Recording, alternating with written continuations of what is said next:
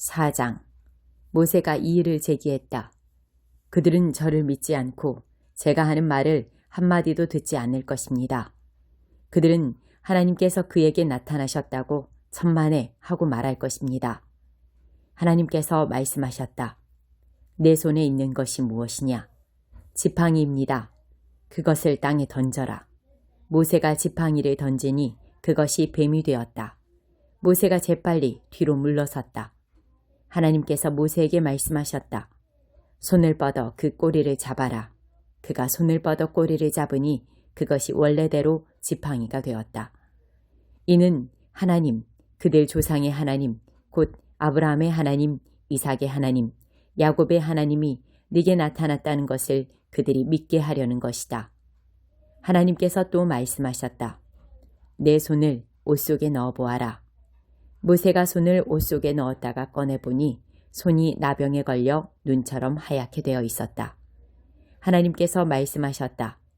내 손을 다시 옷 속에 넣어보아라. 모세가 다시 손을 넣었다가 꺼내보니 손이 전처럼 말끔해져 있었다. 그들이 너를 믿지 않고 첫 번째 표적을 보고 믿지 않더라도 두 번째 표적을 보고는 믿을 것이다. 그러나 그들이 이 두 표적을 보고도 너를 믿지 않고 내 메시지도 듣지 않거든 나일강에서 물을 조금 떠다가 마른 땅에 부어라. 내가 부은 나일강의 물이 마른 땅에 닿자마자 피로 변할 것이다. 모세가 하나님께 또 이 일을 제기했다. 주님, 저는 정말 말을 잘하지 못합니다. 저는 본래 말재주가 없는 사람입니다. 전에도 그랬지만 주님께서 제게 말씀하신 뒤에도 마찬가지입니다. 저는 말을 심하게 더듬습니다. 하나님께서 말씀하셨다. 누가 사람의 입을 만들었느냐? 누가 말 못하는 자와 듣지 못하는 자를 만들고 누가 앞을 보는 자와 앞 못 보는 자를 만들었느냐? 나 하나님이 아니냐? 그러니 가거라. 내가 너와 내 입과 함께 하겠다. 내가 너와 함께하여 네가 무슨 말을 해야 할지 가르쳐 주겠다. 모세가 말했다. 주님, 제발 다른 사람을 보내십시오. 하나님께서 모세에게 노하셨다. 레위 사람 내 형 아론이 있지 않느냐? 그가 말 잘하는 것을 내가 안다. 그는 말을 아주 잘하는 사람이다. 그가 지금 너를 만나러 오고 있다. 그가 너를 보면 기뻐할 것이다. 너는 그가 해야 할 말을 일러주어라. 네가 말할 때 내가 너와 함께하고 그가 말할 때 내가 그와 함께하겠다. 내가 차근차근 너희를 가르치겠다. 그가 너를 대신해서 백성에게 말할 것이다. 그가 내 입을 대신하겠으나 그 입에서 나오는 말은 네가 결정해야 할 것이다. 이제 이 지팡이를 손에 들어라. 네가 그것으로 이적을 행할 것이다. 모세가 장인 이드로에게 가서 말했다. 이집트에 있는 제 친족들에게 돌아가야겠습니다. 그들이 아직도 살아있는지 알아보고 싶습니다. 이드로가 말했다. 가게나 자네에게 평안이 있기를 비네. 하나님께서 미디안에서 모세에게 말씀하셨다. 어서 이집트로 돌아가거라. 너를 죽이려고 하던 자들이 모두 죽었다. 모세는 아내와 아들들을 나귀에 태우고 이집트로 돌아가는 여행길에 올랐다. 그는 하나님의 지팡이를 힘껏 쥐고 있었다. 하나님께서 모세에게 말씀하셨다. 이집트로 돌아가거든 너는 내가 너를 통해 행할 모든 이적을 바로 앞에서 행하여라. 그러나 나는 그를 고집불통이 되게 하여 백성을 내보내지 않게 하겠다. 그러면 너는 바로에게 이렇게 말하여라. 하나님의 메시지다. 이스라엘은 나의 아들, 나의 맏아들이다. 내가 네게 내 아들을 놓아주어 나를 섬기게 하여라 하고 말했다. 그러나 너는 내 아들을 놓아주려고 하지 않았다. 그래서 이제 내가 내 아들, 내 맏아들을 죽이겠다. 그들이 이집트로 돌아가다가 밤에 야영을 하는데 하나님께서 모세를 만나셔서 그를 죽이려고 하셨다. 십보라가 부싯돌 칼을 가져다가 아들의 포피를 자르고 그것을 모세의 몸에 갖다 대며 말했다. 당신은 내게 피남편입니다. 그러자 하나님께서 그를 놓아주셨다. 십보라가 피남편이라는 표현을 쓴 것은 할례 때문이었다. 하나님께서 아론에게 말씀하셨다. 광야로 가서 모세를 만나거라. 아론은 길을 떠나 하나님의 산에서 모세를 만나 그에게 입을 맞추었다. 모세는 하나님께서 그를 보내면서 전하라고 하신 메시지와 그에게 명령하신 이적들을 아론에게 알려주었다. 모세와 아론이 가서 이스라엘의 모든 지도자를 불러 모았다. 아론은 하나님께서 모세에게 일러주신 모든 말씀을 그들에게 전하고 백성 앞에서 이적을 행하여 보였다. 그러자 백성이 믿었다. 그들은 하나님께서 이스라엘 자손이 겪고 있는 일을 살피고 계시며 그들의 고통을 모두 알고 계시다는 말을 듣고 엎드려 경배했다. 7장 자기 백성의 필요를 돌보아 주신다. 예수께서 사람들에게 말씀을 마치시고 가버나움으로 가셨다. 그곳에 있는 어떤 로마군 지휘관의 종이 죽어가고 있었다. 지휘관은 그 종을 무척 귀히 여겼으므로 그를 잃고 싶지 않았다. 예수께서 돌아오셨다는 말을 들은 지휘관은 유대인 공동체 지도자들을 예수께 보내어 오셔서 자기 종을 고쳐달라고 청했다. 그들은 예수께 가서 그렇게 해주실 것을 간절히 구했다. 이 사람은 선생님께서 요청을 들어주셔도 좋은 사람입니다. 그는 우리 민족을 사랑하여 우리에게 회당까지 지어주었습니다. 예수께서 그들과 함께 가셨다. 그 집에 도착하려면 아직 한참을 더 가야 하는데 지휘관이 보낸 친구들이 와서 예수께 말을 전했다. 주님, 이렇게 수고하실 것 없습니다. 주님이 아시듯이 저는 그리 선한 사람이 못 됩니다. 주님이 저희 집에 오시면 제가 당황스럽고 제가 주님 앞에 직접 나서기도 그렇습니다. 그저 명령만 내리시면 저의 종이 낫겠습니다. 저도 명령을 받기도 하고 내리기도 하는 사람입니다. 제가 한 병사에게 가라고 하면 가고 다른 병사에게 오라고 하면 옵니다. 그리고 저의 종에게 이것을 하라고 하면 합니다. 예수께서 크게 놀라시며 동행한 무리에게 말씀하셨다. 하나님을 알고 그분이 일하시는 방식을 훤히 알아야 마땅한 이스라엘 백성 중에서도 이렇게 단순한 믿음은 아직 보지 못했다. 말을 전하러 온 사람들이 집에 돌아가 보니 종이 다 나아 있었다. 얼마 후에 예수께서 나인이라는 마을로 가셨다. 제자들과 꽤 많은 무리가 그분과 함께 있었다. 그들이 마을 어귀에 다다랐을 때 장례 행렬과 마주쳤다. 한 여자의 외아들을 묻으러가는 행렬이었다. 죽은 아들의 어머니는 과부였다. 예수께서 그 여자를 보시고 가슴이 미어지셨다. 예수께서 그 여자에게 울지 마라 하고 말씀하셨다. 그러고는 가까이 다가가 관에 손을 대자 관을 메고 가던 사람들이 걸음을 멈추었다. 예수께서 말씀하셨다. 청년아, 내가 내게 말한다. 일어나라. 그러자 죽었던 아들이 일어나 앉아 말을 하기 시작했다. 예수께서 그 아들을 어머니에게 돌려주셨다. 모든 사람은 자신들이 지금 거룩한 신비의 자리에 있으며 하나님께서 그들 가운데서 일하고 계심을 깨닫고는 조용히 경배했다. 그러고는 떠들썩하게 감사하며 서로 큰 소리로 외쳤다. 하나님이 돌아오셔서 자기 백성의 필요를 돌보아 주신다. 예수의 소문이 온 지역에 두루 퍼졌다. 세례자 요한. 요한의 제자들이 이 모든 일을 요한에게 알렸다. 요한은 제자 가운데 두 사람을 주님께 보내어 물었다. 우리가 기다려온 분이 선생님이십니까? 아니면 아직도 기다려야 합니까? 두 사람이 예수 앞에 와서 말했다. 세례자 요한이 우리를 선생님께 보내어 우리가 기다려온 분이 선생님이십니까? 아니면 아직도 기다려야 합니까? 하고 물어보라 했습니다. 예수께서는 몇 시간에 걸쳐 질병과 고통과 악한 귀신으로 시달리는 많은 사람들을 고쳐주시고 눈먼 많은 사람들의 눈을 뜨게 해주셨다. 가서 방금 너희가 보고 들은 것을 요한에게 알려라. 눈먼 사람이 보고 저는 사람이 걷고 나병 환자가 깨끗해지고 기먹은 사람이 듣고 죽은 사람이 살아나며 이 땅의 불쌍한 사람들에게 하나님의 환대와 구원이 베풀어지고 있다.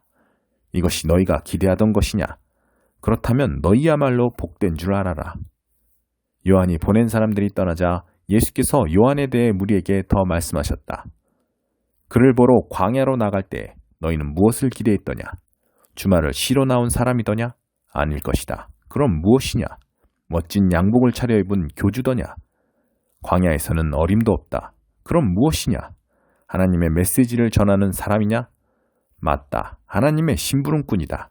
너희 평생의 최고의 하나님의 심부름꾼일 것이다. 그는 예언자 말라기가 말한 그 심부름꾼이다. 내가 내 심부름꾼을 앞서 보내어 내 길을 평탄하게 만들 것이다. 내가 너희에게 최대한 알기 쉽게 설명하겠다. 역사상 어느 누구도 세례자 요한보다 나은 사람은 없다. 그러나 그가 너희에게 준비시킨 천국에서는 가장 낮은 사람이라도 요한보다 앞선다. 요한의 말을 듣고 그에게 세례를 받아 천국에 들어온 평범하고 평판이 좋지 않은 사람들이 가장 분명한 증거다. 바리새인과 종교관리들은 그런 세례를 거들떠보지도 않았고 자기보다 못한 사람들에게 자기 자리를 내줄 마음도 없었다. 이 세대 사람들을 어떻게 설명할 수 있을까? 그들은 우리는 더 놀고 이야기하고 싶은데 엄마 아빠는 늘 피곤하고 바쁘다고 해요 하고 불평을 늘어놓는 아이와 같다. 세례자 요한이 와서 금식하니 너희는 그가 미쳤다고 했다. 인자가 와서 실컷 먹으니 너희는 인자가 술고래라고 했다. 본래 여론조사는 믿을 만한 것이 못되지 않더냐. 음식 맛은 먹어보아야 한다. 그분 발에 향유를 바른 여인. 바리새인 가운데 한 사람이 예수를 식사에 초대했다. 예수께서 그 바리새인의 집에 가셔서 저녁 식탁에 앉으셨다. 마침 그 동네에 창녀인 한 여자가 있었는데 예수께서 바리새인의 집에 손님으로 와 계신다는 소식을 듣고는 아주 값비싼 향유 한 병을 가지고 왔다. 그 여자는 그분의 발치에 서서 울며 그분 발에 눈물을 쏟았다. 그리고 자기 머리카락을 풀어 그분의 발을 닦고 그 발에 입을 맞추고 향유를 발랐다. 예수를 초대한 바리새인이 그것을 보고는 이 사람이 만일 내가 생각한 대로 예언자라면 자기의 비위를 맞추는 이 여자가 어떤 부류인지 알았을 텐데 하고 혼잣말을 했다. 예수께서 그에게 말씀하셨다. 시몬아, 내가 너에게 할 말이 있다. 말씀하십시오. 두 사람이 은행가한테 빚을 졌다. 한 사람은 은하 500을 빚졌고 다른 한 사람은 50을 빚졌다. 그런데 두 사람 다 갚을 수 없는 처지인 것을 알고는 은행가가 두 사람의 빚을 없는 것으로 해주었다. 그렇다면 두 사람 중에 누가 더 감사하겠느냐? 시몬이 대답했다. 그야 더 많이 탕감받은 사람이겠지요. 맞다. 예수께서 말씀하셨다. 그리고 여자 쪽을 바라보시며 계속해서 시몬에게 말씀하셨다. 이 여자가 보이느냐? 내가 내 집에 왔을 때 너는 내게 발 씻을 물도 내주지 않았으나 이 여자는 내 발에 눈물을 쏟고 자기 머리카락으로 닦았다. 너는 내게 인사도 하지 않았으나 이 여자는 내가 도착한 때부터 내 발에 입맞추기를 그치지 않았다. 너는 기분을 상쾌하게 할 만한 것 하나 내놓지 않았으나 이 여자는 향유로 내 발의 피로를 덜어주었다. 감동적이지 않느냐? 이 여자는 아주 많은 죄를 용서받았다. 그래서 많이 감사한 것이다. 용서가 적으면 감사도 적은 법이다. 그러고 나서 예수께서 여자에게 말씀하셨다. 내가 내 죄를 용서한다. 그러자 식탁에 있던 손님들이 그분이 듣지 않는 데서 말했다. 자기가 누구라고 죄를 용서한단 말인가? 예수께서 그들을 무시하고 여자에게 말씀하셨다. 내 믿음이 너를 구원했다. 평안히 가거라. 21장. 욥이 대답했다. 내 말을 잘 들어보게나. 부디 좀 들어보게. 그 정도의 호의는 베풀 수 있지 않나? 내가 말하는 동안만 참아주게. 그러고 나서 나를 마음껏 조롱해도 좋네. 내 불평 상대는 자네들이 아니라 하나님이네. 내가 그분의 침묵을 지긋지긋해하는 것이 이상한가? 내 꼴을 좀 보게. 내게 벌어진 일이 끔찍하지 않은가? 아니, 아무 말 말게. 자네들 의견이 아쉬운 게 아니니까. 지난 일을 돌이켜보면 또 한 번 충격을 받고 내 몸은 경련을 일으킨다네. 어찌하여 악한 자들이 그리 잘 살고 장수하며 부자가 되는가? 그들은 자녀들이 성공하는 것을 보고 손주들을 보는 기쁨을 얻는다네. 그들의 집은 평화롭고 두려워할 일이 없네. 하나님의 징계의 회초리를 맞는 법도 없지. 그들의 숫소는 왕성한 정력으로 씨를 퍼뜨리고 암소는 영락없이 새끼를 낳는다네. 그들은 아이들을 내보내 놀게 하고 그 아이들이 새끼 양처럼 뛰노는 것을 지켜본다네. 바이올린과 플루트로 음악을 연주하고 노래와 춤으로 즐거운 시간을 보내네. 그렇게 오래오래 풍족하게 살다가 잠자는 중에 아무도 고통 없이 죽지. 그들은 하나님께 이렇게 말하네.